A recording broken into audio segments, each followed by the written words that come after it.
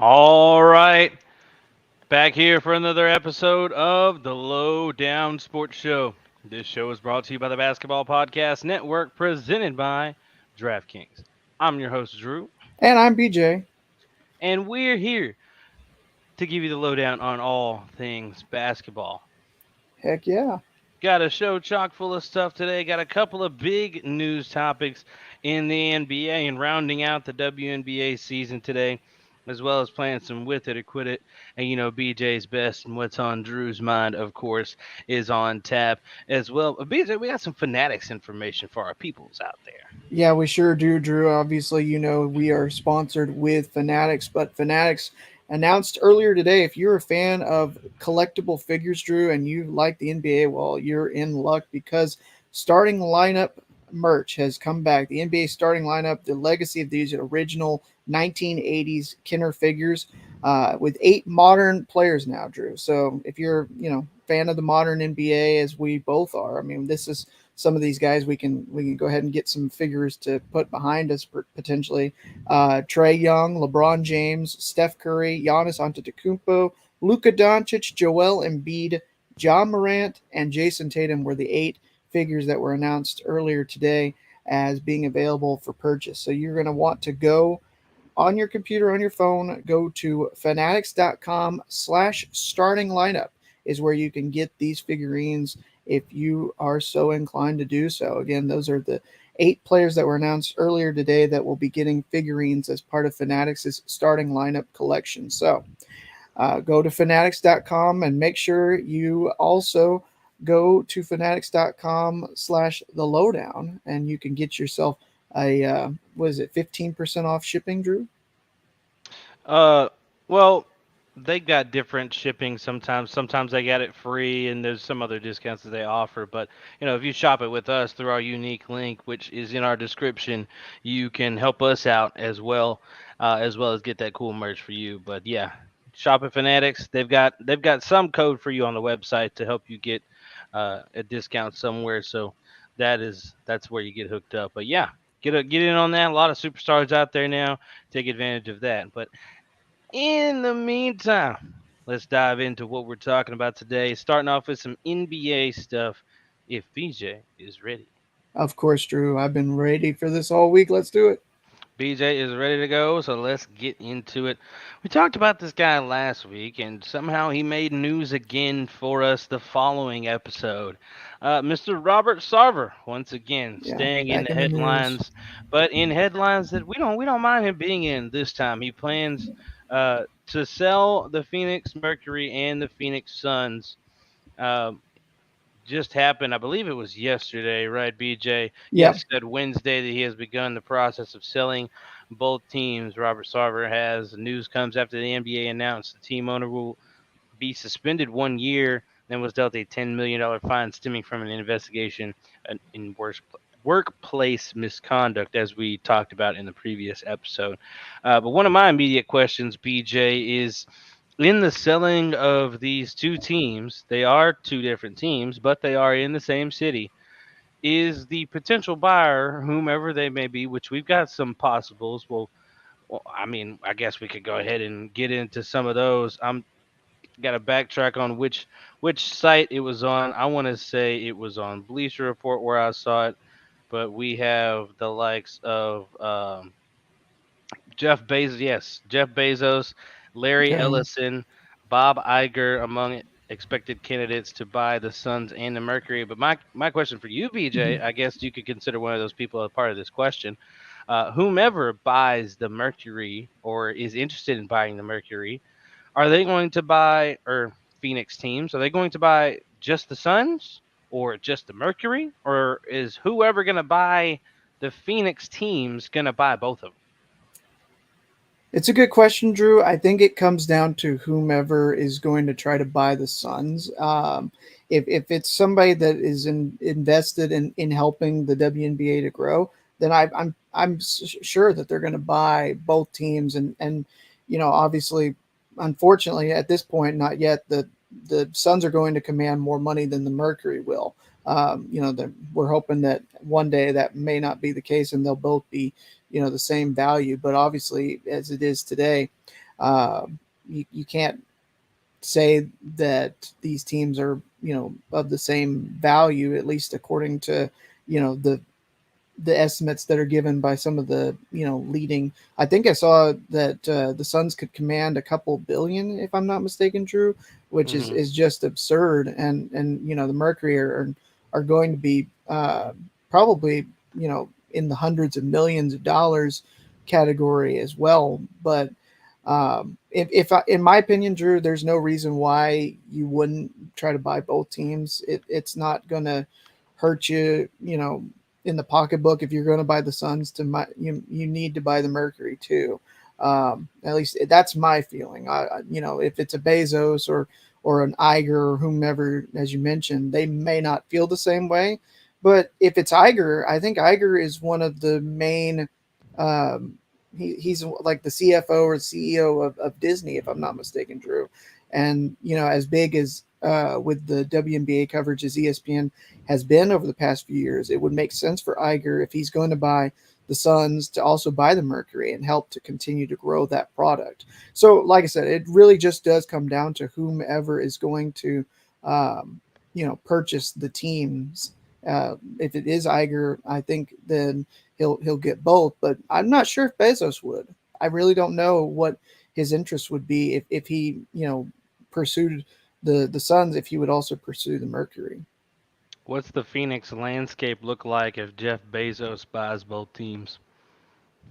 I don't think it looks that much different, honestly. I mean, they're already sharing the same arena. If this is something where our producer Cam might be able to give us a little bit more information because he's a Coyotes fan. But there's a lot of controversy there where they're going to be playing in a college arena. If Bezos tries to buy the Suns and then possibly the Mercury, does he also maybe go after the Coyotes and move them back into the Phoenix area and they're all playing in the same arena? I'm not sure, but that's something also potentially at play. Is how many teams is it just going to be the Sun and the Mercury, or does whoever goes into Phoenix also try to get the Coyotes, and then you have two of the big major four professional sports, and then you've also got the WNBA as well, as we're trying to get that to grow. So there's a lot of elements on to explore because in the city of Denver, Drew. I don't know if you know this. Now that the sale of the Broncos has been concluded, a a member of the Walton family, which is the company, the family that owns Walmart, they the Walmart family of heirs and everything like that. What's up, Lamar? Uh, Yo. they they own every sports team. Like somebody in that Walton family owns every single sports team in the Denver area. So it's certainly not out of the realm of possibility if you've got enough money and you want to buy up, several teams in the same metro. There's nothing that I believe is prohibiting, as long as you don't go. I think it's two for the same person, but obviously when you've got like the Walton family, Bezos could easily set aside, buying the Mercury and putting it in like a his ex-wife's name, or I don't, probably not ex-wife at this point, but and somebody in his family's name, and really being the owner of all three. It's gonna be interesting to watch. Yeah, you figure, if I'm going into buying, I'm gonna go ahead and buy both of them. But then again, I Hmm. like the WNBA. But I Absolutely, guess it yeah, just, and I don't know necessarily if whoever's gonna buy them has to. They don't have to care, but they probably don't though. yeah, Like I don't think either of those guys, and I don't know them, in depth, but hmm, are avid watchers and supporters of the WNBA. If they yeah, were avid watchers and supporters of the WNBA, they'd probably be investors in that league already. yeah, So they probably are not watching a whole lot of W basketball. They're just trying to get they would just take it because it comes with the Phoenix Suns, who have been in the finals lately. And an Mhm. NBA team is a luxury. People are going to want to buy it because NBA brings Yeah. in so much revenue. Um, but in the hands of Bezos, who knows what's going to happen if that Yeah, were we to don't really know, Drew. It really just depends, and that's where kind of the question is kind of a waits to be seen, because who's gonna buy them, and what are their intentions?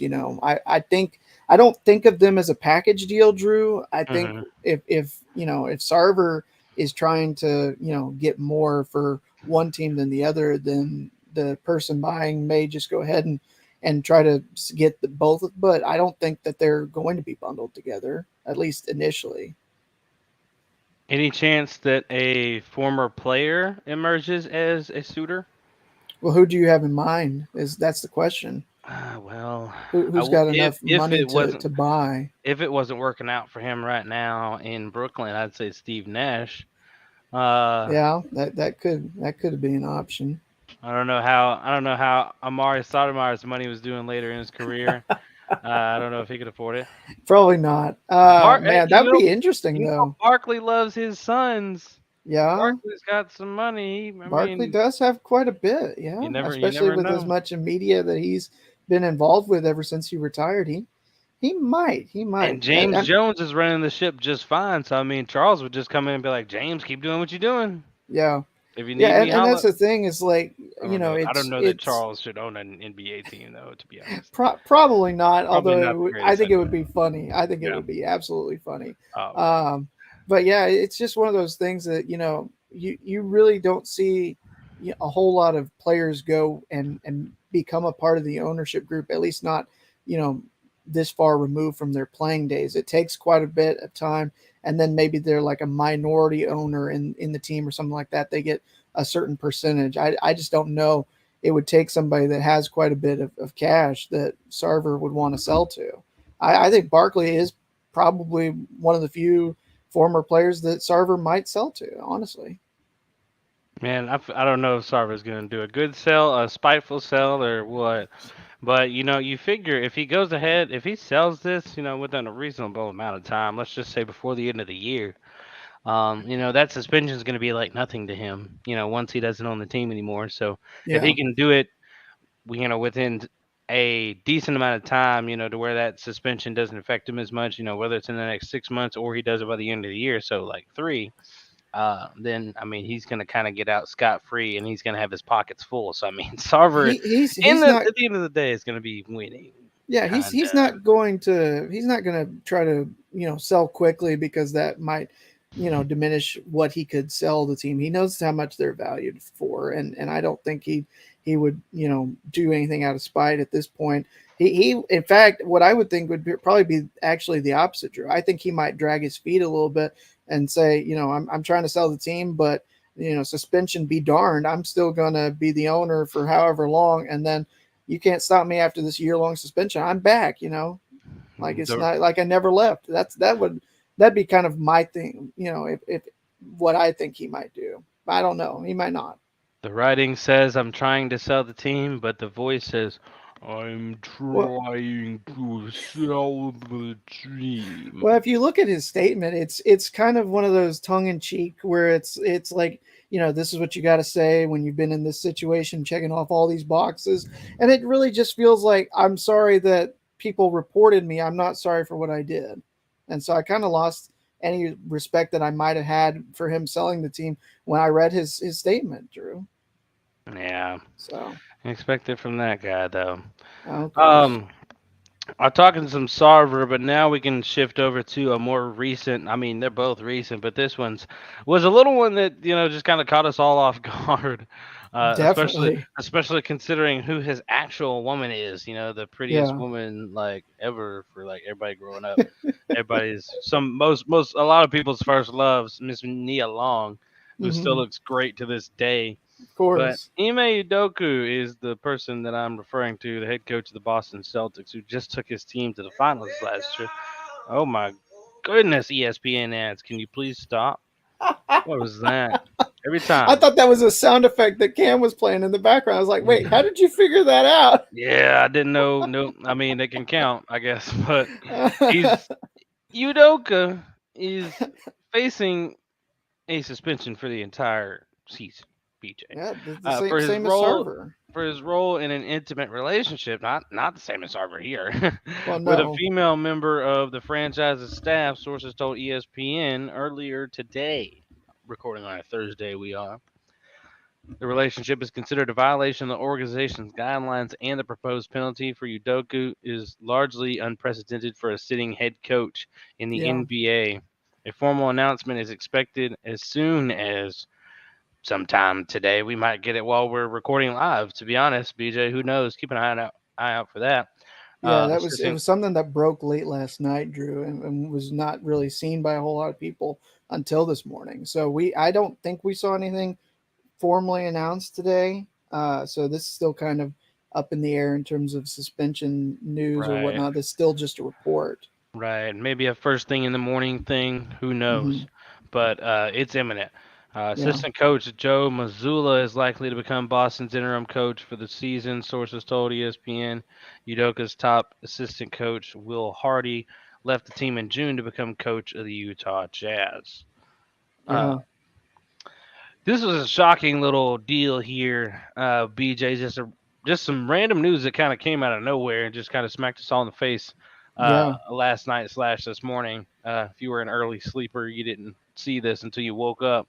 But yeah, this kind of out of nowhere. Celtics coming off a finals trip and now got some head coach drama and or a head coach situation, whatever you want to call it. And yeah, now they face, will they be as good with the guy that's going to be the interim coach in Joe Mazzulla, or will the Boston Celtics fall off and, will Udoka be able to get back in his position even? I mean, like, there's a fair amount to unpack here for the Celtics and, just what they've, the hand that they've just been dealt, yeah. especially coming off a trip to the finals.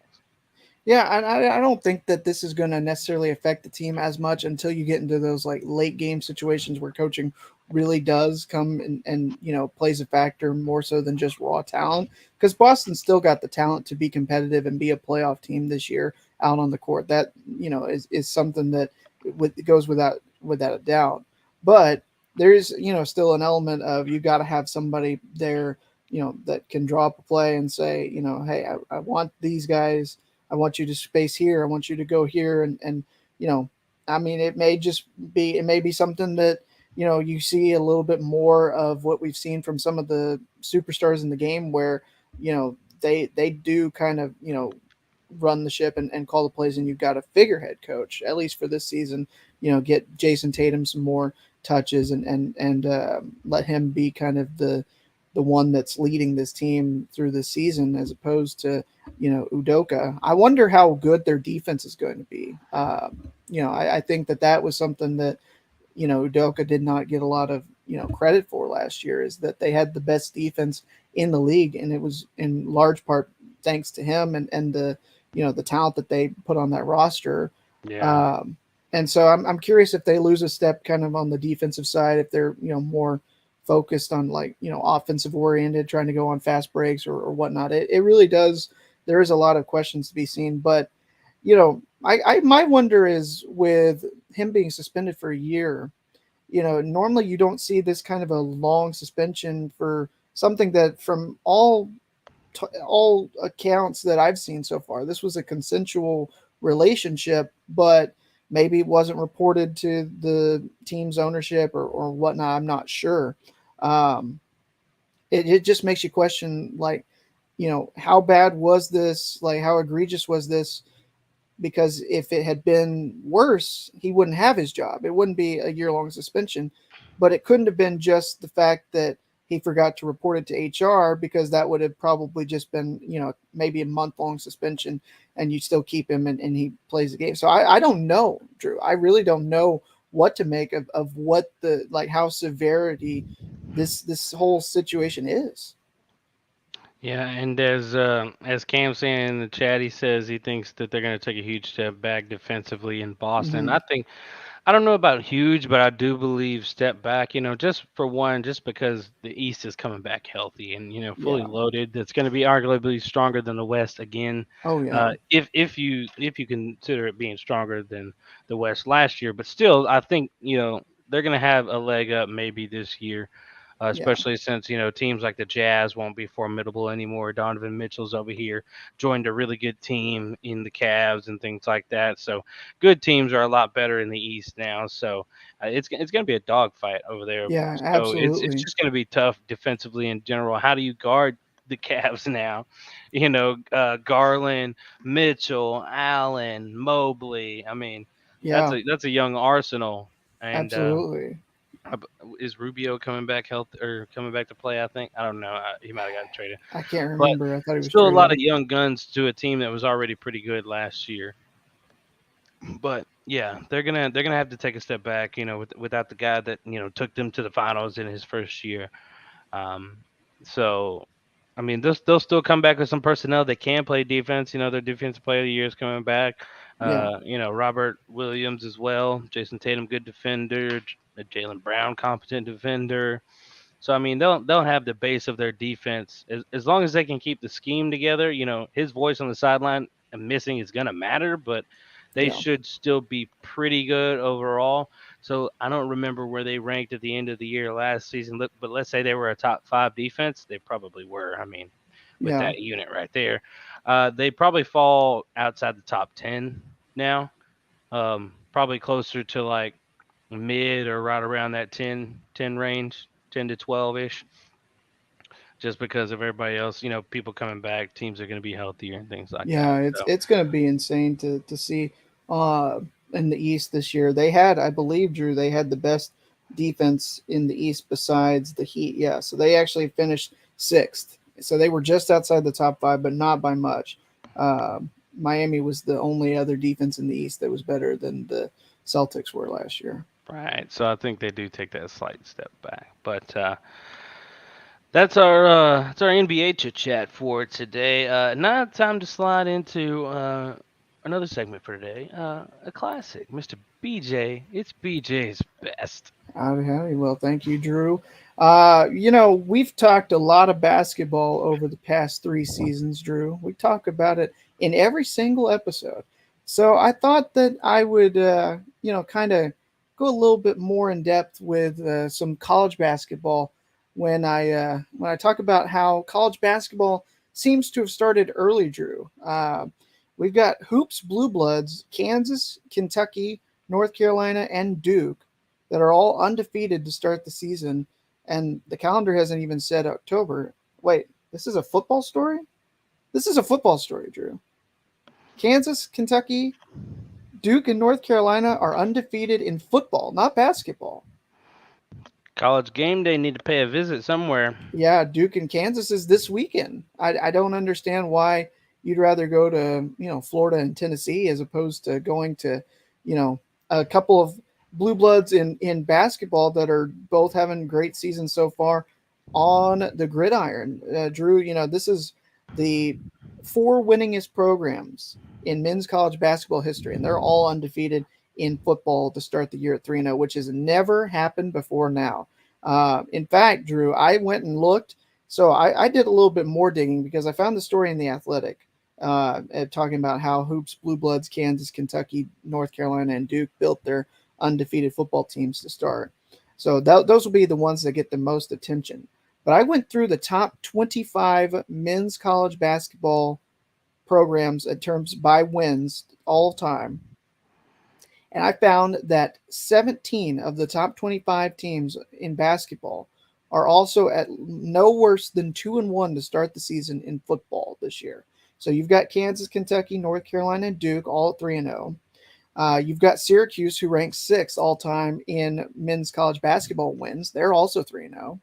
UCLA and Indiana are also in the top 10, and they're also 3-0 in football. So that right there, Drew, is 7 of the top 10 men's college basketball programs all time, according to wins, that are undefeated at 3-0. And obviously, if the top 4 have never been undefeated at the same time, then 7 of the top 10 have never been undefeated at the same time in football as well. But you can keep going down further, Drew.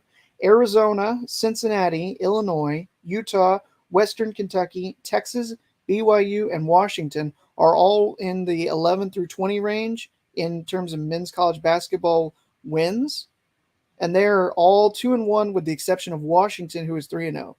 So that's 8 more teams, and then Oregon State and NC State are two of the remaining between 20 and 25, and they're undefeated at 3-0. It's just insane to think about if you're a basketball fan to see how much success the football teams are having.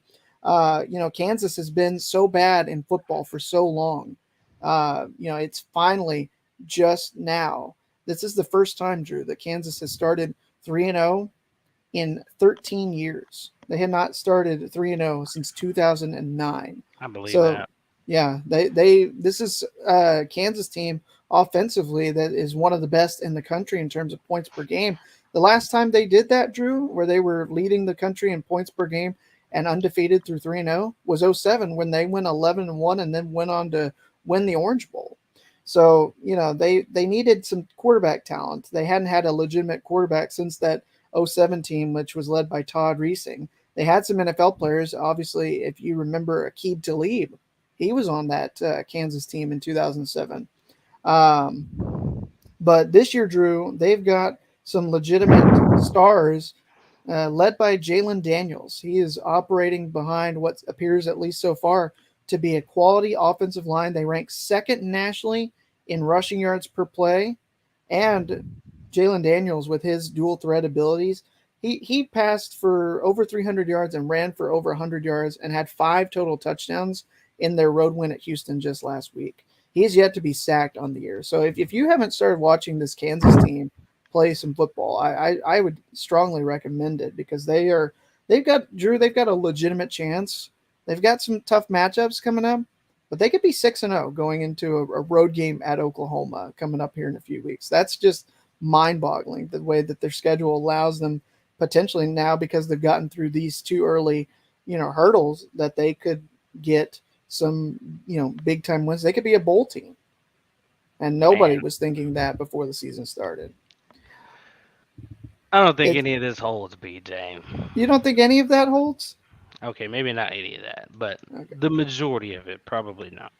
Well, I mean, I'm just going through some of the stats. Like you may not believe it, but it's true. How preseason, like early season schedules can be for some teams. Oh, I know. Some teams, especially like those teams that you don't care about and you don't expect to win at football, they'll schedule some clunkers for them. Some I don't know, back alley Westwood State gonna be facing against Duke, and now Duke's gonna crash them 45-10. I understand that argument for sure, but Kansas played on the road. They've already played a conference game. They're 1-0 in conference play because they won on the road at West Virginia in overtime.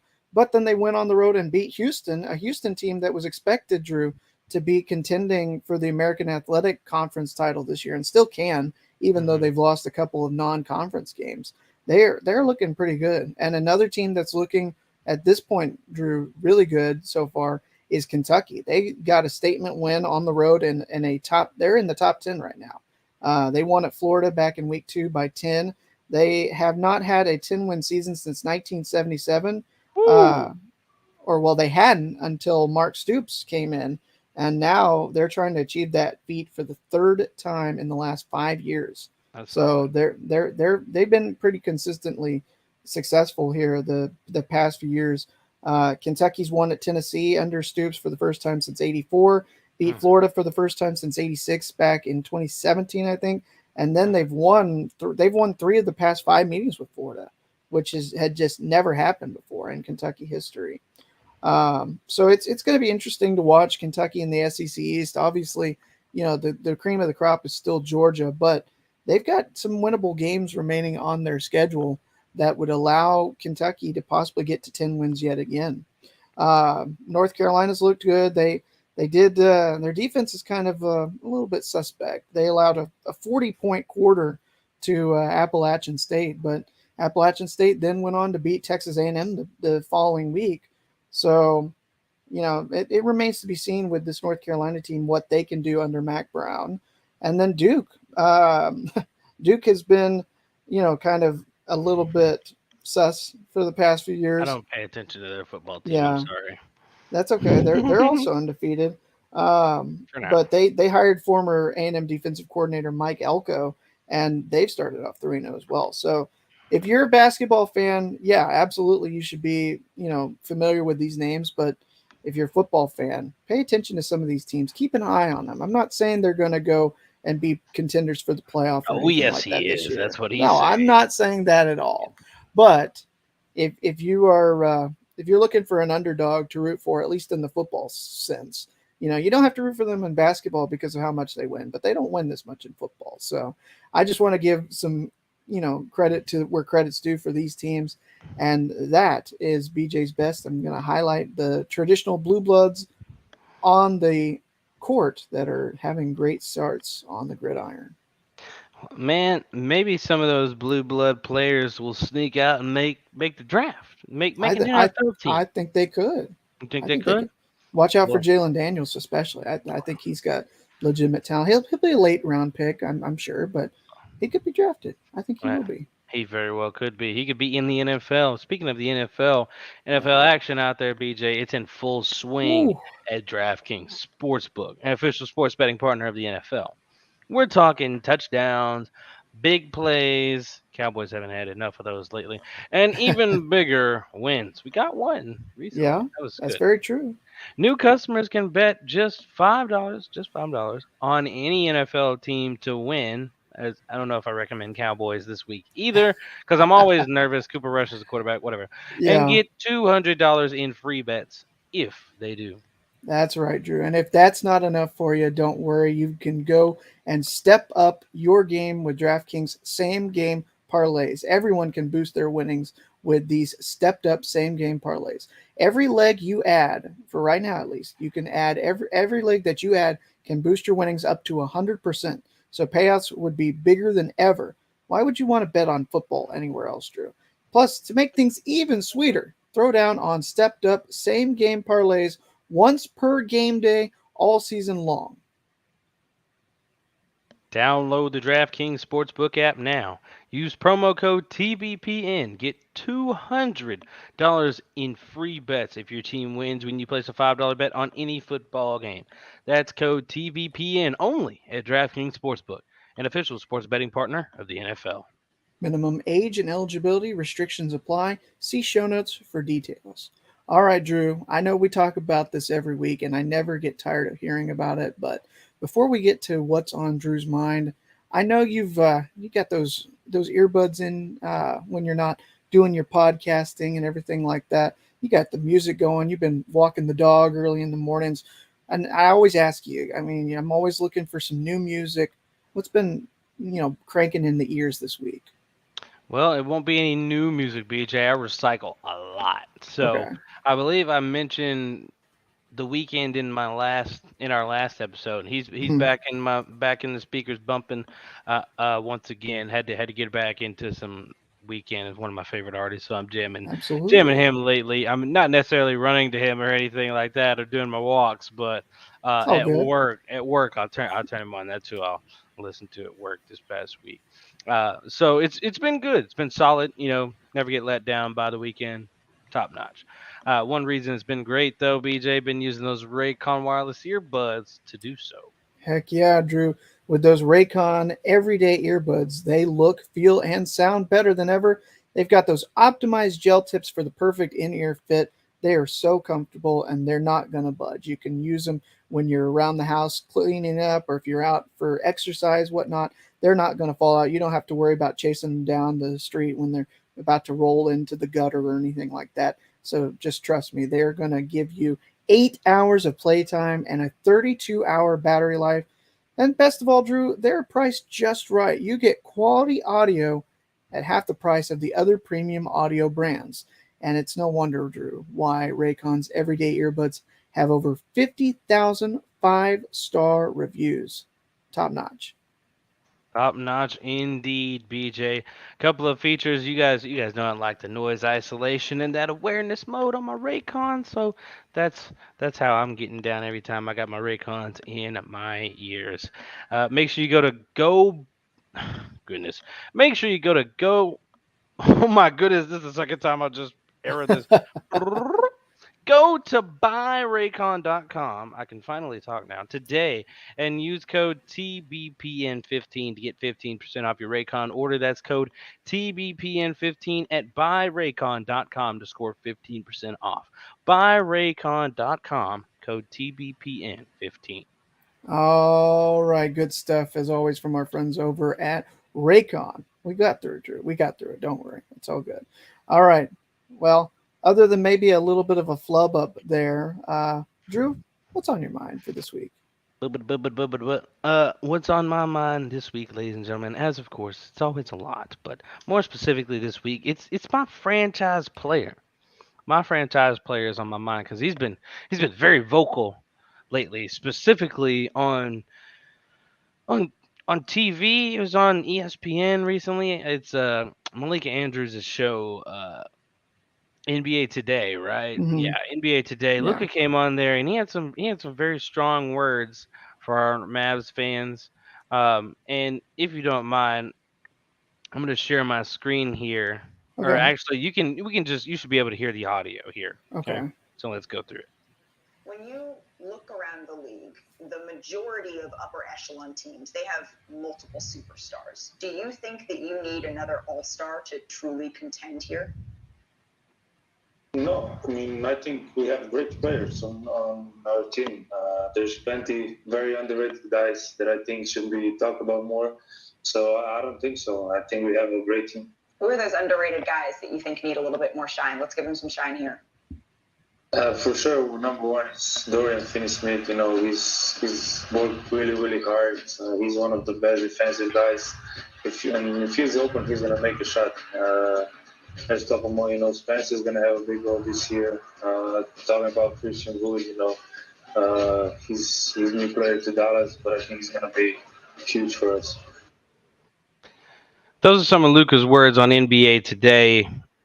So Luca confident in his guys and saying that Spencer's going to have a big role this next season, which he will, as expected. But some other things Luca has been saying lately, and I actually legitimately thought it was in that clip, but it wasn't. Is that he expects the Dallas Mavericks to make the finals this year. Ooh. BJ, I understand. You know, you were this close last year. You Yeah. expect to, realistically, the next step up is the finals. And Luca has high expectations. Guy that loves to win, demands to win.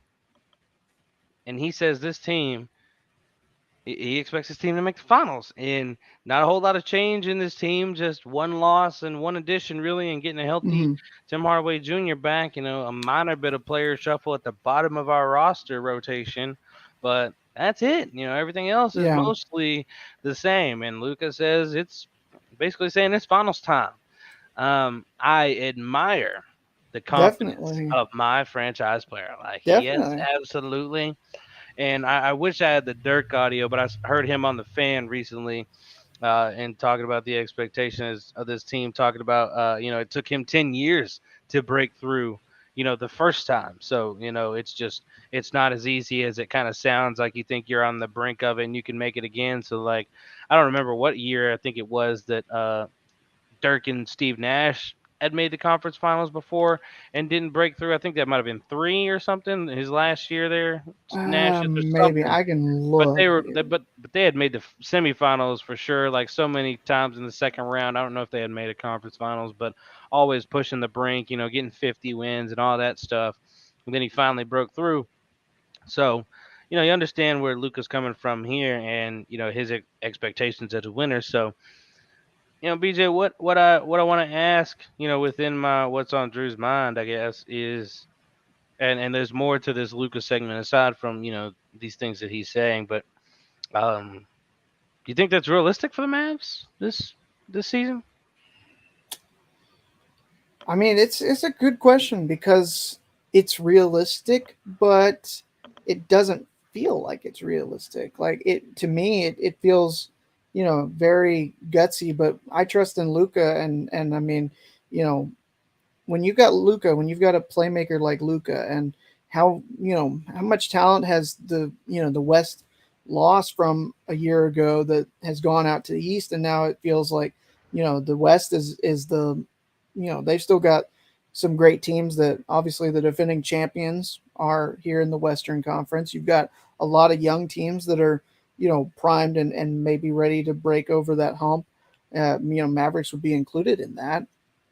But it also feels like if it's not now, then it may not be for a while. Like this does feel like, you've got to strike while the iron's hot. You did lose Jalen Brunson, but if you get Hardaway back at full strength, for the season, does that really limit you, or can you, are you going to get to that point, or can you get beyond that point? I think you could, especially with bringing in Christian Wood. I think that's one of the guys. He mentioned Dorian Finney-Smith, and with good reason, that, Dodo definitely needs to get some more attention at least on the national stage. But I think bringing in Christian Wood could be, the extra piece that helps this Mavericks team if they're going to get to the conference, not just the conference finals, but the NBA finals as well. And, you got to kind of take advantage of, before you got to lock in these players and give them the long-term money that, like Jalen Brunson wanted, that you didn't give him. Question. Mm-hmm. Are these upcoming Dallas Mavericks, or you could even, maybe even take this last season's Dallas Mavericks, okay, not last season's, but this upcoming Dallas Mavericks team, what you see on piece of paper and what they finished last year with a couple of swaps. Do you think this Mavs team is better than either of the teams that made the 2021 finals? No. Neither of those teams made the finals last year. No. I don't think they're better than the Warriors, and I don't think they're better than the Celtics either. No. Oh, are you talking about the Mavs teams that made it to the finals in the past? No. So okay. So I'm comparing them to the Suns that went to the finals in 21 and the Bucks that went to the finals in 21.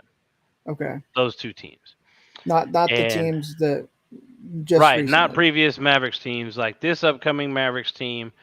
What we know about it versus those two teams. You say they're not better? Correct. They are not. They're not better. Yeah. Neither one of those teams, the Suns last year or the Bucks last year, returned to the finals, is what I'm saying. Yeah. So correct. Just showing the difficulty of making it back. Those teams were finals teams, not conference finals teams. Yeah. Finals teams, and they didn't make it back to Absolutely. the promised land in back-to-back seasons when a lot of people had them both penciled in to make it back. Yeah. I mean, you and I did, I'm pretty sure, at least. Right. Yeah. And so that just makes it less and less likely that the Mavericks will, return to even the same spot, let alone take another step forward. If they did, Luca's an MVP and Christian Wood's an all-star for the first time. My Lord, I love being wrong. Give it to me. Yeah. I'll take it on I that love one. it. But, I mean, you talk about it was 03. Like you said, it was 03 that they made it to the Western Conference Finals and they lost to the Spurs. It took another couple seasons through 2006 before they got even further than that. They made it back and they got through Phoenix, and then they ultimately lost to Miami. But, obviously we don't want to hark up the past. And then from there on, it took another 5 years. It took 5 more years after that for Dirk to even get back to the finals, not just the conference finals.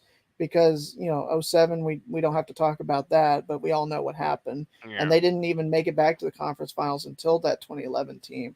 So it's tough. It really is tough. You never know what season to season is going to give you, and so you've got to kind of strike while the iron's hot. If they can get to the finals this year, then they're ahead of schedule, I think, and it may be their best chance.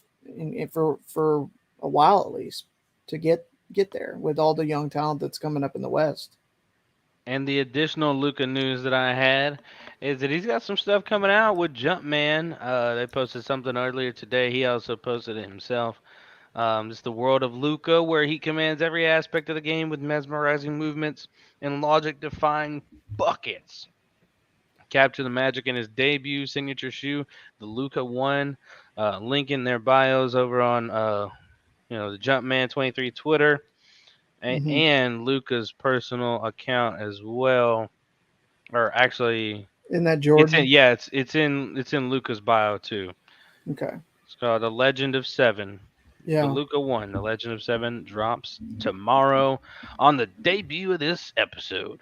Yeah. So y'all And get. didn't they talk about possibly a Luca AI coming as well? I I don't think I know saw actually. something about that potentially. That may be something for BJ's best next Oh week. wait, yes. Okay. Yeah, the Luca AI, the virtual alter ego of Luca. It's Luke LUK.ai backslash. Let's see. Yeah, you sign up to be notified when new information becomes available. Get your email, and you're on an Okay. email mailing list for Luca's Okay. thing. I He's know they about were to. talking about doing like a TikTok account for it or something like Yes, that. he does have a TikTok account. I don't know if that's straight up Luca's, TikTok. Yeah, it's on Luca's TikTok straight up Okay. now. So it's on there for you guys to go Very check out. interesting. He's got at least I think 3 videos on TikTok with it all on there. So yeah, it's all super interesting. But Good stuff on your mind, man. Good you want to stuff. know something funny, BJ? What's that? I know a guy that is already really the owner of the Suns. He just have to buy it to make it official. Do you know who Is it that is? Luca? It's Luca, baby. That's right. That's Luca, baby. After the comeback from 2-0 deficit and winning in 7, yeah, especially Right. that Game 7 just crushing defeat in the what they call it, the Pledge Climate Arena. Is that what the name of it is now? A climate pledge. Yeah, Climate Pledge. I had it in verse. That's all Yeah, right. all good. All But good. yeah, and that's gonna do it for what's on Drew's mind I in this love it. episode. I love it. Drew, we're gonna see how much money we can pony up and see if we can get Luca to the point that he can buy the Suns. Oh man, he's already an owner, so he should get a discount at this point from Sarver. Be like, Agree. hey, you saw Definitely what I did agree. to your team in the playoffs. Just give me 15% off. Well, speaking of those playoffs, Drew, we just saw the end of the WNBA playoffs, and the Aces, for the first time in franchise history, they get the WNBA championship as called back before the season by yours I was truly. gonna give you the credits, but if you want to gas yourself up, all right, okay. Hey, I, it's I, okay. I You can have pat to. yourself on your I back. mean, It's I okay. was gonna say, It's how okay. little I get things right. I mean, we got Yeah, especially that that NCAA that bracket, video. Yeah. that I second mean, chance. I got to take advantage when I do get something right, where I Yeah, do actually sound pretty smart. So heck yeah. And then the Suns suffer utter defeat for the second time in 4 years in the yeah, WNBA Finals. Wah, yeah, wah, wah. And the and WNBA they're gonna Finals blow it up. MVP, Chelsea Gray. Yeah, Chelsea Gray. And it is crazy what she did in the playoffs. yeah. And if I can actually find this, Mark Schindler stat, Mark Schindler, former one-time guest host for the Lowdown in Hmm. one of BJ's absences, he had some stats from Chelsea Gray's performance in the WNBA Finals. Just some like really kind of dug into numbers on like what she did, and I'm gonna see if I can get those really quick. But Mark always does fantastic work for WNBA.com and all the other affiliates that he writes for. Um, but yeah, I mean Chelsea Gray put on a master class throughout the WNBA playoffs, and it continued in the finals. Only really had one brief moment of absence, you could say, in the finals, and that was that second half in Game 3, where I think she was held scoreless. So other than that, she went berserk, and it was warranted that she get that WNBA Finals MVP. Asia had a very good Absolutely. case, but it would feel so robbed if you let Chelsea Gray not get the Finals MVP at the end of that. Yeah, absolutely. I mean, you just gotta look back and see if this is the tweet you're talking about, Drew. Final numbers for the 2022 playoffs: in 10 games she averaged 21.7 points per game and 7 assists. She was 72.7% true shooting on about 14 and a half field goals attempted per game, which is much higher than the league average, which is right around 54%. So she was nearly 20% better per game than the usual league average. She shot about 54.4% from deep in the playoffs with just under 6 attempts per game. She was over 65%, almost 66% on just 2 pointers, and just straight bullseye from 3 to 10 feet. Oh, She you was found it, huh? 63%. Yeah, 63% from 10 to 16, and 69% from 16 to the arc. I mean, that's absurd. Literally I think absurd. that's I Like, think that's the tweet if you're referring to it. yes, yes. And I mean, she was just absolute buckets, dude. And like the Yeah, majority of it was on jumpers. You know what I'm saying? Like yeah, just dropping them off. Like you remember that one game that Melo had 60 on jumpers, no free throws. yeah, And like this is just that type of absurdity. Stretch of 10-game playoffs. It's just it was a master class by Chelsea Gray. Just crazy. She said, and I don't know if you read the bottom part. He had a reply at the bottom. He forgot to add something or he didn't have characters. 12.3% of her twos were assisted. That's it. Everything else was self-created. Legitimately, the greatest offensive postseason run I think we've ever seen. wow, just In phenomenal. insane. And Asia Wilson was absurd in the WNBA Finals as well. Sun just didn't have enough to get it done. Not enough DB to be honest. But I mean, Yeah. there's more things that could have went wrong for the Aces. But honestly, BJ, I forgot to slide in this other piece of news. It's actually way more Hmm. important than the end of this finals. But shout I out to the figured this Aces was what for you were going to talk about. Shout out to the Aces for winning the 2022 WNBA championship. You finally did it. I don't have to be on your Absolutely, butts anymore to start the beginning of the season because you are worthy of this praise, and you got some freaking ballers out there. for sure. Son, you had a good run, but I don't think you're going to be back anytime soon because the band is about to break up. Yeah. But the big news that I'm referring to, BJ, and it's Hmm. just it's kind of, I don't want to say kind of, it's pretty absurd at this point. The Dallas Wings fired head coach Vicky Johnson the other day. Yeah, I saw that. I thought that might have been what you were going to mention. On Monday, Yeah. and I was in the middle of football prep, and I get this notification. I actually, honestly, I didn't see the email first. I was getting texts and messages from my other reporters that cover the Wings and do Mavs and stuff, and I was just like, huh. See, somebody texted me. They were just like, "What the hell?" And I was like, What? "What did I do? Did What's I wrong do with you? something?" I was like, I was just confused, and then I had to ask them, and I went digging. I'm like, "Oh my goodness." Yeah. He is at it again. And I say he, that is Greg Bibb, just firing away. No caution to the wind. If you don't win a championship, no matter if you win games or you lose games, you're going to get fired by Greg Bibb.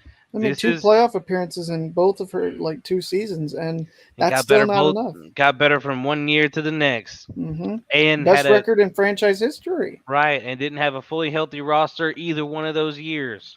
No. And man, they're going, when they hire this new head coach, if Bibb doesn't get ran out to sell the team, he probably won't. But I mean, I know people are fed up. I didn't get to scroll Twitter because I was still prepping at the time, so I didn't see how irate all the Wings fans were. But I mean, I'm furious. Well, not furious, but I'm upset just because it's just ridiculous. Like, Vicky tried and she uttered that she brought this team together, no matter, what the circumstances of the hand she was dealt, with the trading of or trading to get Tierra McCown, which was not a part of the type of system that Vicky Johnson likes to play, fast paced, move the ball, just run and gun, trying to use the young legs and things like that, trying to get steals and really lead in pace. And then you force, McCown in there. Yes, I mean she was a piece that this team kind of needed, but it was not, what the coach you had right there already was kind of, set to try and do, the offense she wanted to run, how she wanted to coach this team. And, you know, Yeah. I had mentioned before that, Tierra was, forced in there and into the starting lineup, to start playing. And like VJ, I mean, in the beginning, I really felt like she didn't want it because it's not how she wanted to play. Not that she wasn't confident in who Tierra was as a player, but like, Yeah. what they had was, working in year two. early on. Like they had a starting unit, which I don't remember. Pretty sure it was either 7-3 or 8-3, something like that. That was really good starting together. It was Marina Mabry, Arika Agumbawale, Alicia Gray, Kayla Thornton, and Isabel Harrison had a 7 or 8-3 record with each other early in the season, and then they Mhm. started changing a couple of lineups, and then that's when Tierra started starting. That was their best lineup, I think, even to finish the season after even the late season success to push to the playoffs.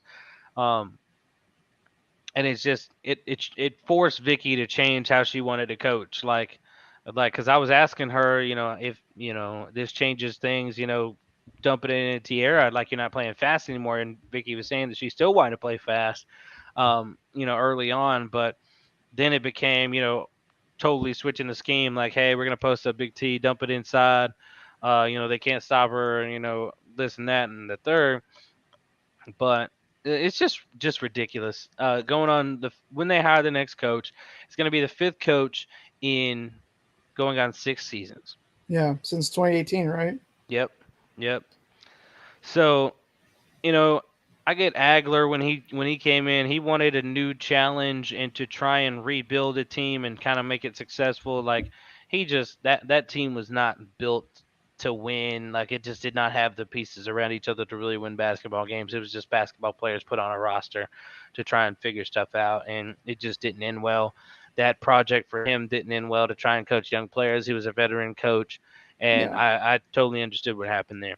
VJ coming in, like he did all this, Bibb did all this talking about, wanting a coach that's kind of been there and done that, a coach that's played before, and that was the logic in hiring VJ. So like, what's the logic now? Like, where are Yeah. we at this point? You've had every type of coach now. You've had a black male coach, you've had a black female interim head coach that you could have kept, but you didn't. You just had a black female head coach, in general, Hmm. and you had a white male coach. I mean, now, are we about to hire a white female coach now? Or are we just kind of going around the spectrum here, Bibb? I Go mean, get Becky. Go we're bring in just Becky. Here we that ain't go. hap- that I is know it's absolutely not not. going to happen, but I can dream. No, I don't know who could be next coming in. Maybe I he's like, know. you know what, Walt Hopkins, come in here and fill this role. I mean, they're Not a tossing bad some idea. crazy names that would Yeah. happen. Oh my goodness, you know what? Former player, but let's get a guy that's done it in the NBA. He might be able to toughen our players up. Derek Fisher, come on over here. He's coached in the WNBA before. Come on down. Yeah. No, It'd be I, great. I Well, mean, I just don't know where we're headed at this point, and like, yeah, how any of this makes sense. How is any of this healthy to the team? Like, it's not. I mean, and that's the in thing that you look at is like the common denominator. It's not a not an issue of the coaching after a while because this team did make two playoff appearances. They weren't at full strength when they went out and were not able to take down one of the two teams that would compete for the WNBA championship ultimately at the end of the day. And it's not on the coaching. You got to look. We've talked about this before. We talked about how it goes higher than that, and so when is enough when you're trying to have too many kitchen cooks in the kitchen putting their fingers in the pot trying to build this team up to be on that same level as a championship contender. It's frustrating. It's really frustrating to watch this. it just I just really thought, you kind of think that, VJ still being able to do stuff, without a fully healthy roster year after year. These Yeah. first couple still made the playoffs. Wasn't, didn't have the 500 or above record the first year, but still made it in regardless of the injuries that she had throughout the season. Then this year, still made the playoffs, almost got your team to above 500 for the first time ever. Got it to 500 to finish the year for the first time ever. Got you your first playoff victory and your first home playoff game ever, and got your first coach of the month ever. Got your help get your first player of the month ever, and you're just like, we're gonna pursue someone else. What literal like automatic championship answers out there. Like, you better be bringing back Dan Hughes. You better be bringing back Dan Hughes, Greg Bibb. If you're going to fire VJ after doing a pretty good job, Yeah. I mean, she could have done better in some aspects probably because sometimes I was like, why is your team doing this? She's like, I don't know. Like that's a terrible answer.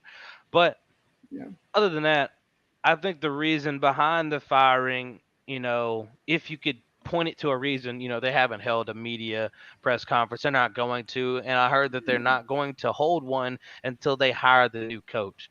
So Mm. they want to stretch out the time so people kind of forget the questions they immediately have for Bibb. And then when they Yeah. hire a new one, they're doing it to where they only have questions about the new coach and don't have as many questions about why VJ got fired and this, that, and the third. Yeah. But no, I think it's because of the roster situation, bringing in McCowan and it not fitting with VJ's style, kind of Bibb kind of forcing it in, but like, hey, this one's gonna start. That's what we brought her in here for, even though it's not your style of play. She's about to play, and clearly, you know this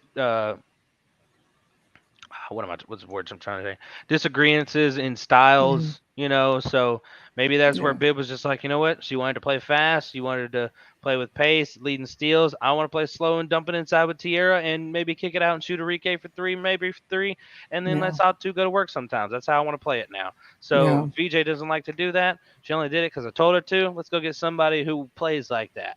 Yeah. But the goofiest part is like if you're getting rid of her, even though she adapted for you and made it work and did all that stuff for you, and playoffs, 500 record, coach of the month, player of the month, and you don't get somebody that like really knows how to run like a slow down, dump it inside to a big, kick it out, for shots to stars, and let players like Satu, work for driving kicks and things like that. If you don't find like the coach, this was pointless. You should have just should have kept the train rolling. Yeah. Should have kept the train rolling. Next step was above 500 record. Your whole team healthy as long as humanly possible. And And possibly a semifinal appearance yes, at least. Yeah. and a semifinal berth at least. The next Yeah. step, like continue, like you Yeah. finally actually Building it up. making legitimate strides. Like last year, you made playoffs. I mean, both years you made playoffs. One year you didn't have a 500 record. This year you did. Last year you didn't win a playoff game. This year you did. Yeah. Like it's going, The it's bar is ascending, slowly climbing up. and then you fire the person helping everybody climb Yeah. because she didn't totally agree with what you wanted to do, but she did it Yeah. anyway and made it work. Yeah. But because she probably didn't agree immediately, she's got to go now. Yeah. It's I need someone that bends to my every will and that's the thing. You're not gonna find that. and obeys. Yeah, and I mean now I am that's more interested in talking to Vicky Johnson than ever before now. I yeah. bet Vicky would drop some tea now. I bet Vicky Johnson would spill some Let's tea. get her booked. Let's see if we can get her booked. We're not gonna be able to get her booked. I I'm not know. gonna lie to I you. know. I know. But I bet if I'd love Vicky that. claims a coaching job somewhere else in the league, which she very well can, she can be an assistant on someone else's staff, Hmm. real Maybe out easy, in a Vegas. championship type environment. Yeah, she could go back in Vegas, maybe. Best friends with Becky Hammond. Of course, she Hmm. would love her on her staff if somebody Yeah. else is moving on, or something like that. Yeah. Or she can go take the head coach job in LA now That's true. because they're not Very going to true. retain Fred Williams as the full-time head coach, and he's going to, I believe he's doing assistant in Auburn anyway. So, but I don't think he was going to be retained. So that Fisher. job is now open if she want to go in LA. I Yeah. mean, if she can either go to that head coach opening and try and figure out, help, fix things in LA with significantly better PR, or she can go be an assistant somewhere and not have to worry Yeah. about the pressure, sit back, maybe win a championship, somewhere else as an assistant. Maybe the Aces can repeat and she'd be back on the bench with them. Who Yeah. knows? But yeah, I think that's why the rift happened is because she wasn't totally with it at first, and Bibb's like, this is what we're gonna be doing. Because all the players get along. Every now and then there's selfishness occurred within the team. Players settling for jump shots, just trying to get buckets of their own. We had those Yeah. conversations a couple of times. And VJ literally said players did some selfish beep in the game, and so I mean. But I thought things were okay enough to where she could have kept going. It's not. I saw no reason to fire her whatsoever. And Yeah. sometimes I can justify things, but Hmm. I don't see this one. I like No, Vicky. I like I do Vicky too. too. Yeah. I'm right Um, there with you.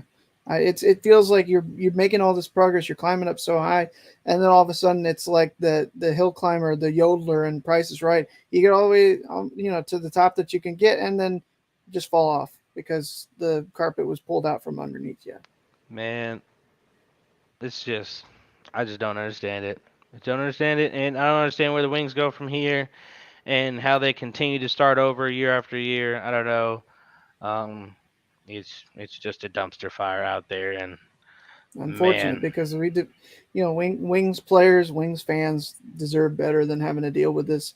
Every other off season it feels like at this point we've had the fifth time you said or fifth new coach. We've had four coaching yeah, searches yeah, since 2018.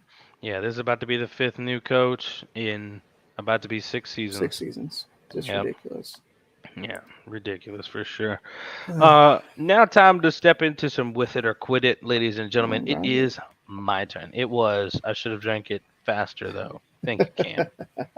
You Uh, put it in the freezer. You said that before the show. I You did. like I it ice did. cold like that? I let it sit for a little bit. Well, I mean, you can never trust the gas station freezers. Sometimes they're not cold enough, but my Yeah, freezer is yeah. colder for sure. There you go. Good deal. But with it or quit it time, ladies and gentlemen, I got 5 questions for Mr. BJ, and I hope he's ready. I'm ready. All right, sounds good. All Here right, we go. number one. The XFL will finally succeed in 2023 when it begins again. With it or quit it. Yeah, I'm going to say with it. They were going to succeed, and then all this little thing, I don't know if you heard about it, called COVID came along back in 2020. They were actually doing very well. They were a whole lot better off than the AAF was when in their 2019 season. They ran out of money. The XFL was actually had a better media rights deal. They were doing well with in terms of how the competitiveness of the league was. There wasn't clearing away too many teams that you could say, oh yeah, this is for sure going to be a champion. You had a couple teams that were going to be duking it out for the rest of the year, and then it just got cut short because the world stopped. And so I think that they've been kind of biding their time, waiting, and they're supposed to be coming back next spring, aren't they? Yeah, it's supposed to Yeah. be like February. Yeah. Yeah, I believe so. So I do absolutely think that they'll be successful, especially because after all that, they had now The Rock has come in and Yep. is going to try to Him help and his with the ex-wife. funding. Yeah. So I think it's got a very good base, and if they get the media package again that they had for 2020, I think there's absolutely going to be some success.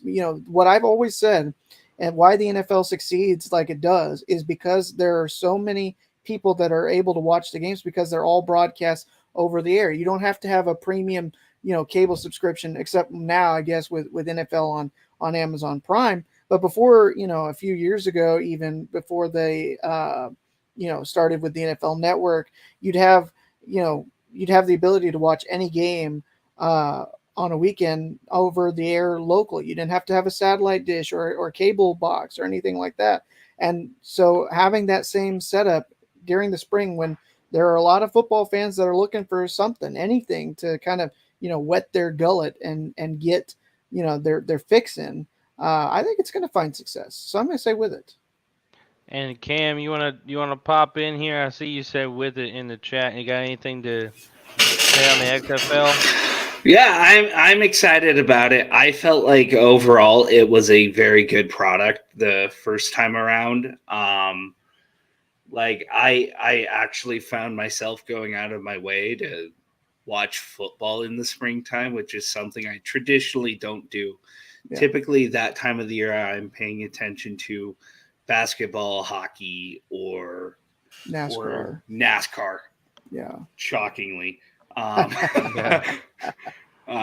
but yeah. So I really enjoyed the XFL, and so if it's anything at all like the first time around, absolutely, I'll friggin' watch it again.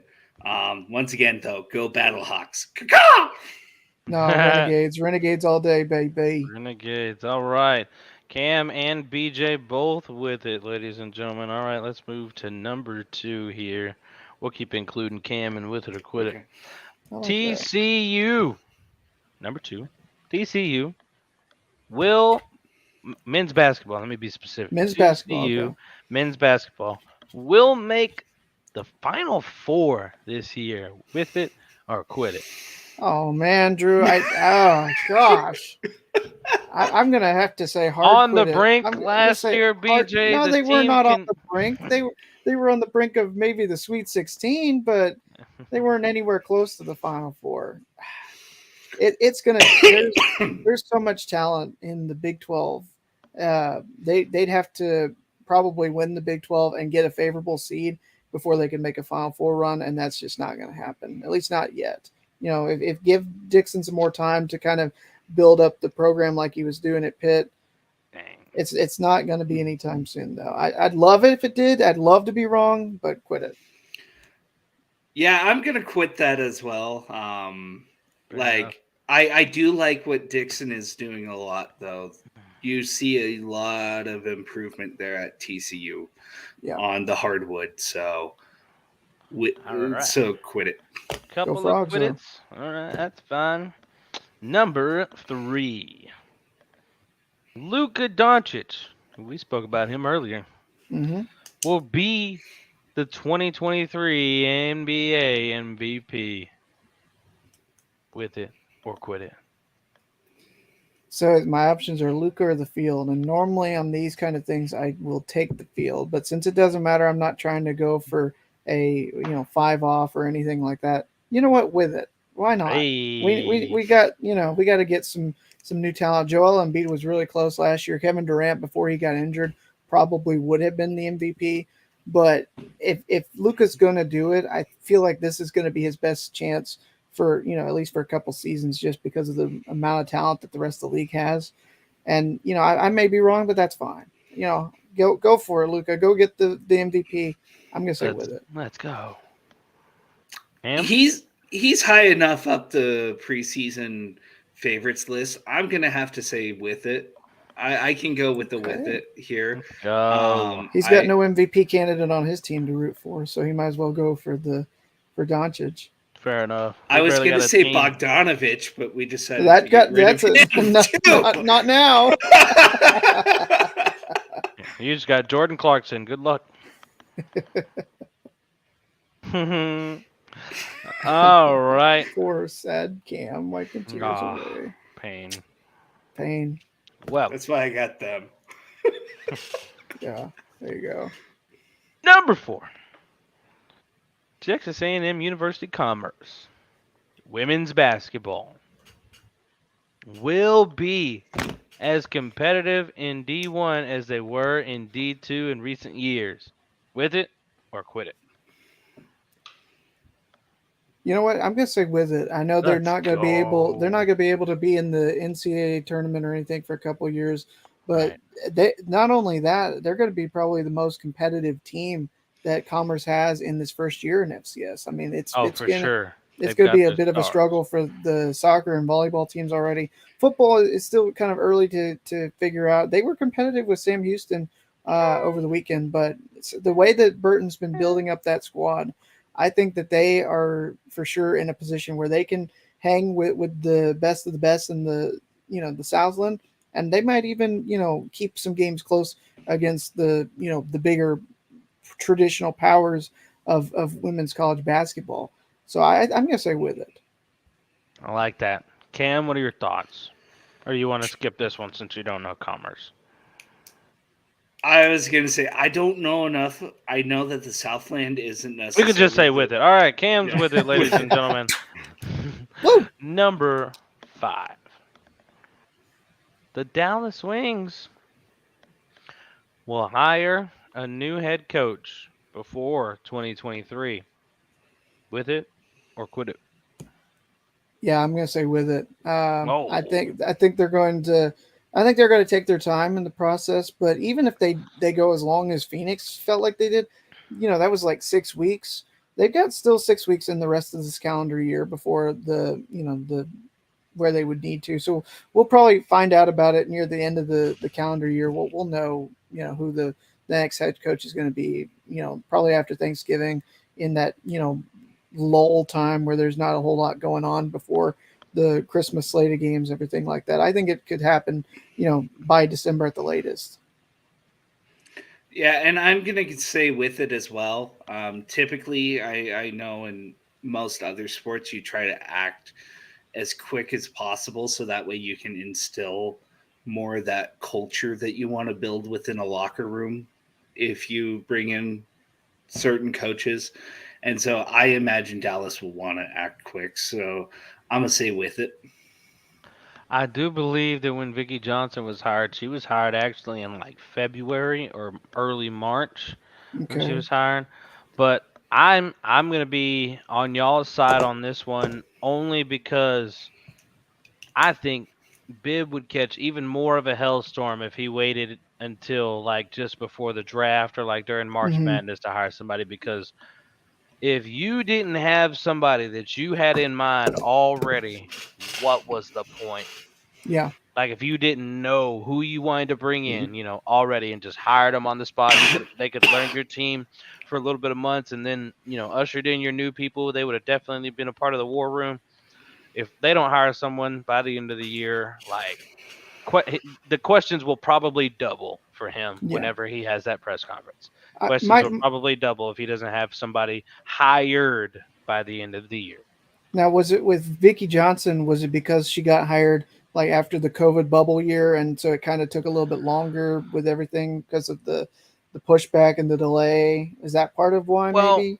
I don't know. I Because that don't think was they February, didn't have March last year, anybody. right? They didn't have a specific person at that time. They were Okay. doing some interviews, but I don't think Agler was fired immediately after the season. It might have been a couple of months later in a weird Okay. And so in it a got weird just kind of spot. pushed back. Yeah, I guess. And like I said, Yeah. he didn't have anybody in mind anyway. He was just doing interviews. So I don't Yeah. think in this situation, if Bibb is like, we did extensive interviews with multiple candidates, like why? Like why did you even change anyway? If he's not bringing in like a Dan Hughes Hmm. or some legend coach, like bringing back Michael Cooper and like it's gonna suddenly work out, he's gonna win a championship as a coach again.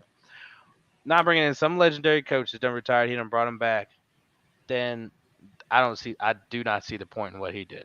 I don't. Like Absolutely. Right there with no you. matter what BS he's gonna spew, because he's gonna spew a lot of it. He says a lot without saying anything. Yeah. And when we have that press conference, I'm not gonna probably believe a single word that he says unless it's just like Dan Hughes wanted to come back.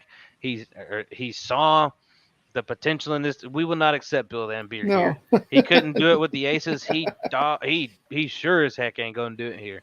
No. No. But he'll probably get a ring as one of the on staff for the Aces. But Yeah. no, if he didn't have some master plan like that, some just surefire like this coach has won before, this coach can make it work in the league with this team, like it was just a can't miss opportunity. Sorry to VJ, but like this is the championship coach. Yeah. And if that is a real believable situation, and probably the only way to do it is with a Dan Hughes, bringing him Hmm. out of retirement, honestly. I don't really see anybody else you could do it with. Most of them are already taken. Yeah. Um, that's the only thing I see that would be moderately reasonable. Otherwise, I'm like, that doesn't make any sense, buddy. Doesn't make Yeah. any sense. But I can rant Absolutely. about this all night, but I'm not going to. That's Uh, probably for the best. we probably got time. We'll have time to talk about this as we get further and further away from this, and how long this drags out with waiting and finding out who the new coach is going to be. for the best indeed. That is going to do it for the episode, ladies and gentlemen. Make sure you're shopping with us on Fanatics.com. Use our unique link in our description or in our link tree on our social medias. Find us on those social medias: TikTok, Twitch, YouTube, Twitter, Instagram at @the_lowdown. That's THA_lowdown on all our social medias. Link trees are only available on, I believe, Twitter and Instagram. So Yeah, if you're on there, those are where those are. But unique links to shop at Fanatics are always in our description of our I podcasts think and Linktree's our in our live description streams. too. Yeah, possibly. So, and you guys, if y'all want to follow us on our personal Twitters, we got the ads right there for you. You can also follow Cam on Twitter as well if Cam wants to follow. But make sure you're following us on those social platforms as well. Shout out to Cam, the producer, holding it down for us again this week. There is a sale on T Public, actually, I do Yeah, believe. for your discount. I believe storefront up to 35% off. So make sure you go get your Lowdown merch. BJ's got the pillow always. I got the pillows as well. We got tank tops and whatnot. Getting some new stuff as days go by. But yes, indeed, go get that Lowdown merch from Heck yeah. Public. But another episode in the books, ladies and gentlemen. We appreciate you guys joining us. Once again, thanks, Cam, for holding it down. BJ, appreciate it as always. Ladies and gentlemen, that's another episode of the Low Down Sports Show. Peace.